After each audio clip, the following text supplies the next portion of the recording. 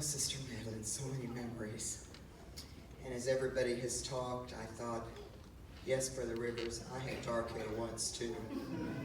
My little granddaughter Emma said, your hair turned white. I said, baby, I have a picture. I had dark hair. And all that day she wanted to see that picture, and she'd look at me and she'd look at that picture. And I said, baby, that is me. But oh, so many memories. So many memories. And I know Brother Jackson's somewhere, but Brother Penn, Larry snuck out with Jack too. And they'd get tacos at the Guad. And I used to get so upset. Hey, that's two of them I have to deal with. And I mean, it was every Sunday morning. I don't know who. Just go to sleep in church. I don't know who was the instigator, but wow, so many memories. So many memories. Our families were close. I stand here representing my boys, their families, and Larry. Jack's hunt buddy.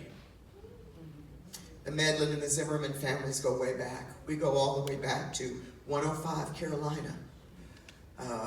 I came in 68, and I don't know, 73. I guess we're oldies but goodies. And several years ago, Sandy went to work for Danny. And somebody asked, so how do you know Danny? And she said, well, I changed his diapers, and I was in his mom and dad's wedding. And they were. And I think it was Sister Medlin that said, if I ever got married, she would dance on the organ. Well, you haven't done it yet. And I'm going to hold you to it.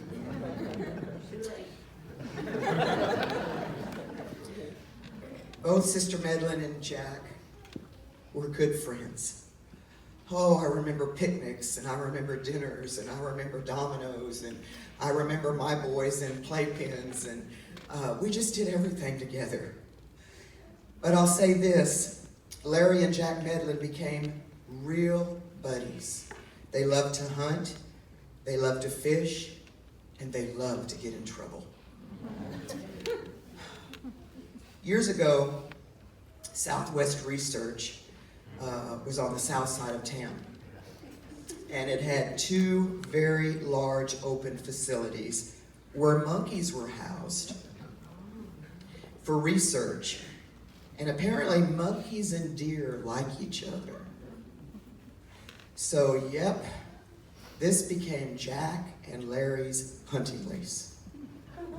And I don't know, I think Jonathan partook of this, and maybe Michael. You were just a baby and they drug y'all out there. And it was their hunting lease.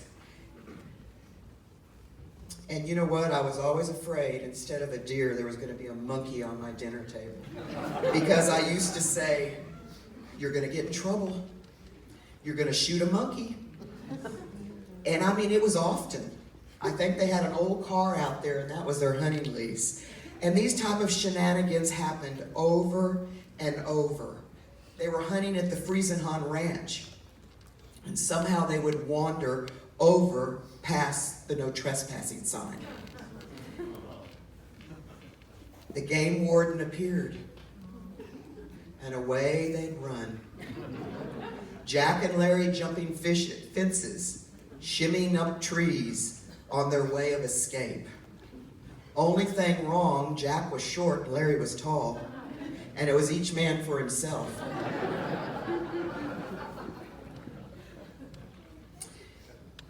Larry could jump the fences and climb the trees, and you could turn around and Jack was calculating the fences and calculating the trees.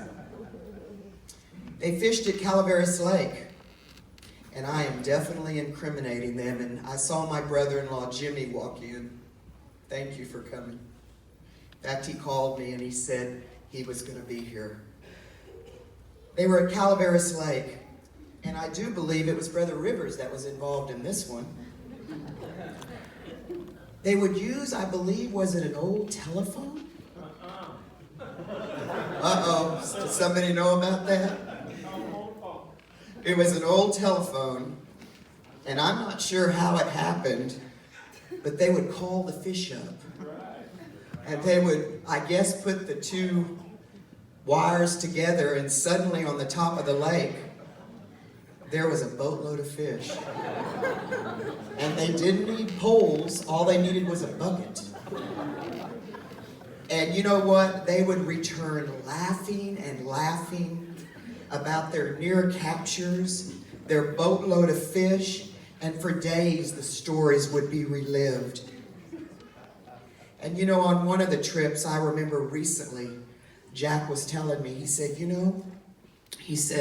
we had a boatload of fish. The boat was full of fish, and here comes the game warden. And he said, I told Larry, we got to get rid of these fish. And Larry said, we're not getting rid of these fish. We worked too hard for these fish.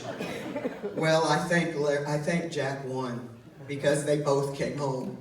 And Jack Medlin, you're going to be missed. Sister Medlin, but you've got a big family. And just like my family got me through, I don't know what I'd do without my family. Sister Medlin, you've got a big family, and you're going to make it. Your kids, their husbands, their wives, your grandchildren, you're going to make it. And you know, my brother-in-law Jimmy said, I wonder if there's poaching in heaven. Because Jack and Larry are now together, and I'm sure they're scheming. So Jack Medlin and the Medlin family, I love y'all.